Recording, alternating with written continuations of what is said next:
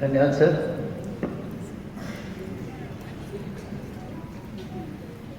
Shyam sir आणि Thorat sir यांच्या नजरेमध्ये मी एक माहिती आणू इच्छितो. सेम वन मध्ये मी होतो.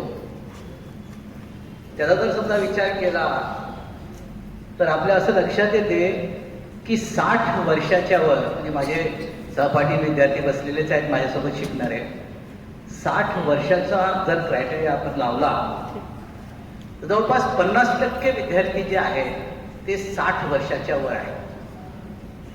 आणि 50 वर्षाचा जर क्रायटेरिया लावला वयाचा तर त्याच्यामध्ये 20% जे आहेत ते वाढतात. म्हणजे 70% जी मंडळी आहे 40-41 विद्यार्थ्यांपैकी ती 70% मंडळी 50 वर्षाच्या वरती आहे. बरं, 30 वर्षाच्या खाली एकही नाही. 30 वर्षाच्या खाली एकही नाही. बरं, सगळी जी मंडळी आहेत ती केंद्र शासन, राज्य शासनाचे कर्मचारी अधिकारी राहिलेले आहेत, काही बँकर्स आहेत, काही पत्रकार आहेत, काही बिझनेसमॅन आहेत, काही ॲडव्होकेट्स आहेत. यांचा सर हा जे क्लस्टर आहे, हे क्लस्टर जे आहे याचा विचार केला तर यांचा हा काही लोकांचा 10 वर्षापासून, काही लोकांचा 20 वर्षापासून, काही लोकांचा 30 वर्षापासून अभ्यासाशी संबंध आलेला नाही. आणि अभ्यासाशी संबंध आलेला आहे तर त्याला लिहिण्याची प्रॅक्टिस पण गेलेली आहे.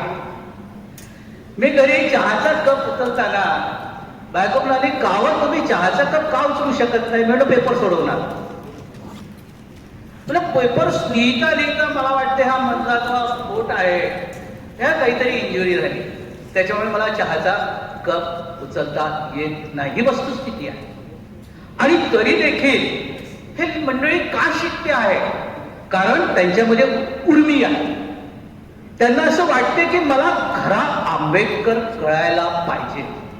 आणि हा खरा जो आंबेडकर आहे हा याच ठिकाणून आम्हाला मिळू शकेल एवढी उर्मी आहे.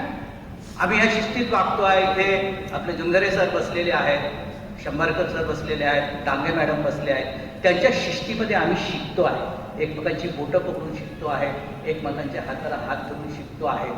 आणि सगळ्यात महत्त्वाचं म्हणजे आमचे जे विभाग प्रमुख आहेत फुलझेले साहेब यांच्या छत्रछायाखाली शिकतो आहे.